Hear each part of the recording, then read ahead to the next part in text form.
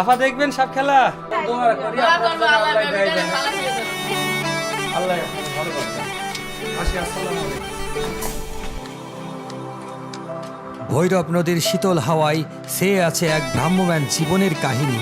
এরা নদীর সন্তান, জলেই তাদের জন্ম আর ভেসেই কাটে জীবন। দেখেন আমার গায়ের রক্ত আপনার গায়ের রক্ত একই, এই যে দেখেন এর গাও একই। এই কঠিন শীতে মেহেরপুর থানার ঘাট ব্রিজের নিচে তাঁবু গেড়ে বেঁচে আছেন এক হারিয়ে যাওয়া জনগোষ্ঠী বেদেরা।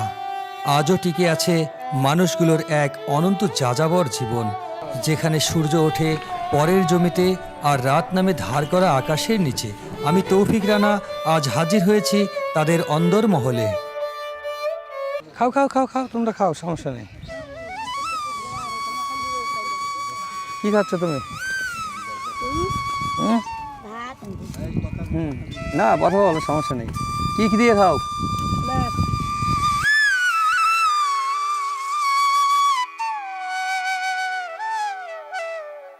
মেহেরপুর জেলার প্রাণকেন্দ্র পেরিয়ে থানারঘাট ব্রিজ পার হলেই ভৈরব নদীর পাশে চোখে পড়বে ছোট ছোট পলিথিনে মোড়ানো তাঁবু। এবং এই শীতের মধ্যেও এখানে বসবাস করছে এক হারিয়ে যাওয়া জনগোষ্ঠী বেদে সম্প্রদায়। তাদের কোনো স্থায়ী ঠিকানা নেই। আজ এখানে, কাল অন্য কোথাও যাযাবর জীবন। নদী যাদের চিরসঙ্গী, তবে তাদের আনন্দের কোনো সীমা নাই। সোশ্যাল মিডিয়ার যুগে তারাও পিছিয়ে নেই। কেউ টিকটক, আবার কেউ বা ফেসবুক ভিডিওর শুটিংয়ে ব্যস্ত রয়েছে।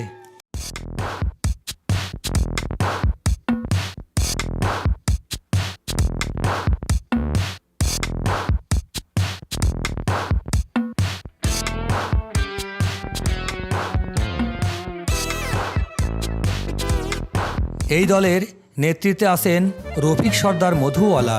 তিনি ভারতের আসাম রাজ্যে জন্মগ্রহণ করেছেন এবং জীবনের অনেকটা সময় ভারতের নানা রাজ্য ঘুরে কাটিয়েছেন। এখন বাংলাদেশে ঘুরে বেড়াচ্ছেন তার দল নিয়ে, যাদের সংখ্যা নারী পুরুষ শিশু মিলিয়ে প্রায় 100-রও বেশি। বেদে সম্প্রদায়ে বহুবিবাহ স্বাভাবিক প্রথা। রফিক সর্দার মধুওয়ালা এ পর্যন্ত 5টি বিয়ে করেছেন এবং তিনি 15 সন্তানের জনক। 8 মেয়ে 7 ছেলে। এক স্ত্রী এখনও আছেন আসামের গোয়ালপাড়ায়, আর বাকিরা নদীর তীরে তাঁবুর নিচে তার সঙ্গেই জীবনযাপন করেন। দায়িত্ব, কষ্ট আর ভালোবাসা, এই তিনেই ভর করে চলেছে তার যাযাবর নেতৃত্বের জীবন। हमारा नाम रफीक सरदार है मधुवाला। हम टीम के सरदार है।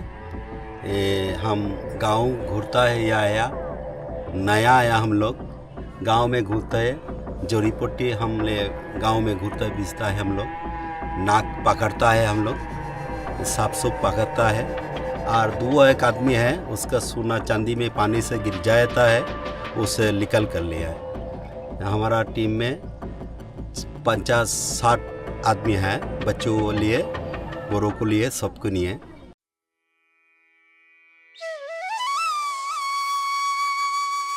আগের দিনে এই নদীই ছিল তাদের জীবনরেখা।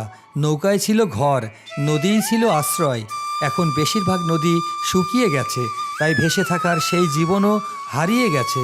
বেদে সম্প্রদায়ের নারীরা এখন গ্রামে গ্রামে ঘুরে সিংহাই ফুঁকে ব্যথা সারান, তাবিজ বিক্রি করেন বা সাপ খেলা দেখান।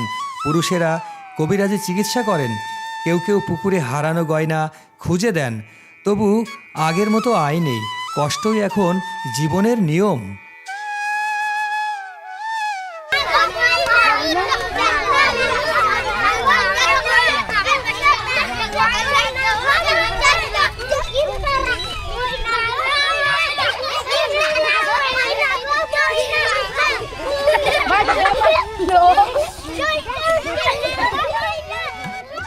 এখানকার শিশুদের হাসি খুশির কোনো অভাব নাই, শিক্ষা দীক্ষার কোনো সুযোগ নাই, চিকিৎসার সুযোগও অল্প।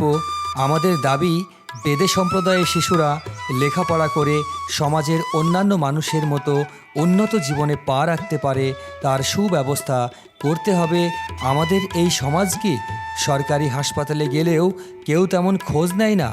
অশিক্ষা আর দারিদ্রতাই এই সমাজের চিরচেনা ছায়া। তাদের মেয়েদের অল্প বয়সেই বিয়ে হয়, অল্প বয়সেই মা হয়, যেন এক চক্র যেটা প্রজন্ম থেকে প্রজন্মে চলেই যাচ্ছে। দে রে রে না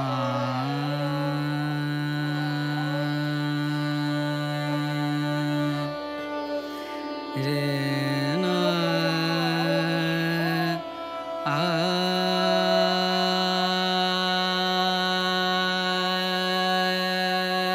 রে দে না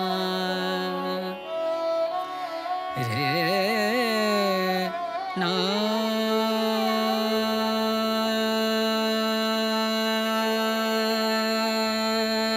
রে না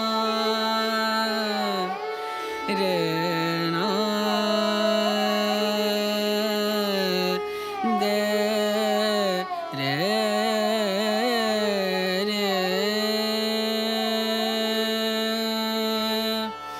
রে না আ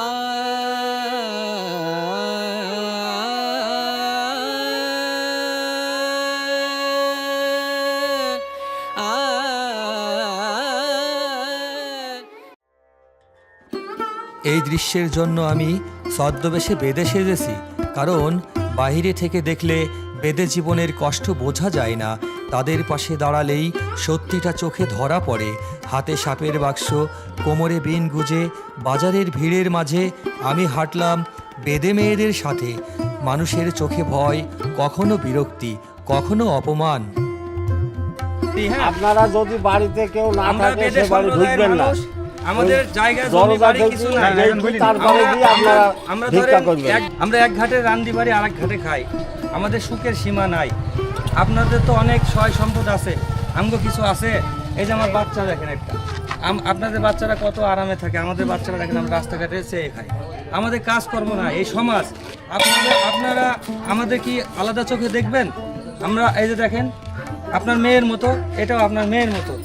তাহলে আমরা এই সমাজে কি ঘৃণিত মানুষ?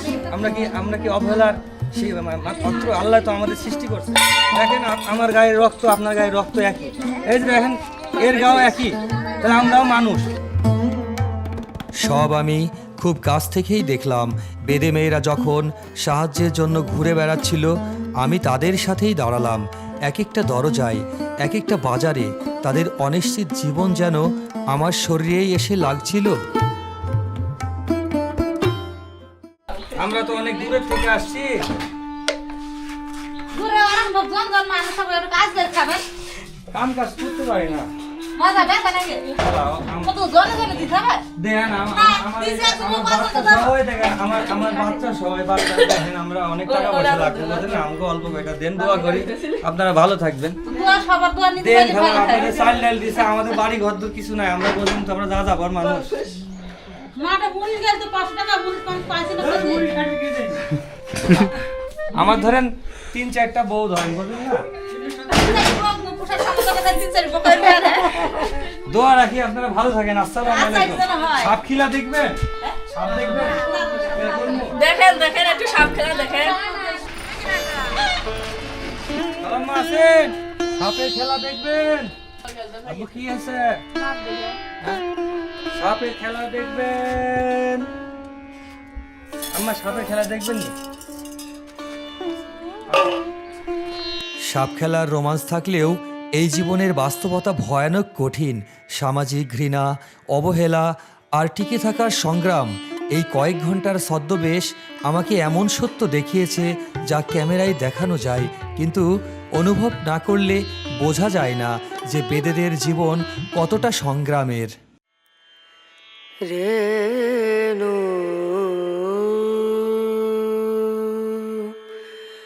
রেনা রেনা না।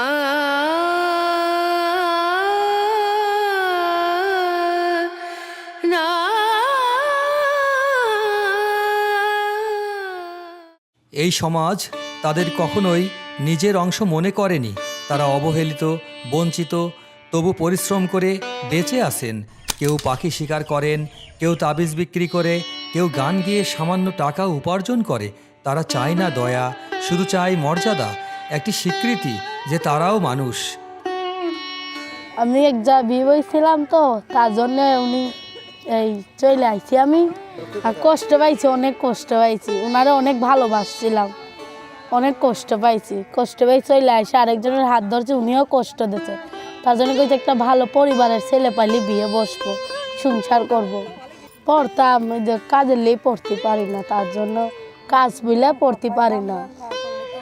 আমরা চাই চিন্তা খাই বুঝলে তাইতে আমরা লেখাপড়া করতে পারি না, নাহলে আমরা লেখাপড়া করতে পারি। ভৈরব নদীর বুকে আজও ভাসছে তাদের কণ্ঠ, তাদের স্বপ্ন। সর্দার রফিকের চোখে এখনও আশার আলো। একদিন এই সমাজ তাদের মানুষ হিসেবে দেখবে, তাদের ছেলেমেয়েরা স্কুলে যাবে, চিকিৎসা পাবে, আর কেউ বলবে না ওরা আলাদা। এটাই তাদের প্রার্থনা, এটাই তাদের সংগ্রাম।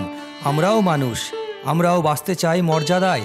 সরকারি কোনো সাহায্য তাদের কাছে পৌঁছায় না, তবু তাদের হাসিতে, তাদের চোখে লুকিয়ে আছে এক অদম্য শক্তি। প্রিয় দর্শক, এতক্ষণ যেটি দেখলেন, শুনলেন এবং অনুভব করলেন, যদি এটি আপনাদের ভালো লেগে থাকে তাহলে আমাদের চ্যানেলটি সাবস্ক্রাইব করে সঙ্গে থাকবার জন্য বিনীত অনুরোধ রইল। এবং পরবর্তী ঠিকানায় আবারও দেখা হবে। সে পর্যন্ত ভালো থাকবেন, সুস্থ থাকবেন। আল্লাহ হাফেজ।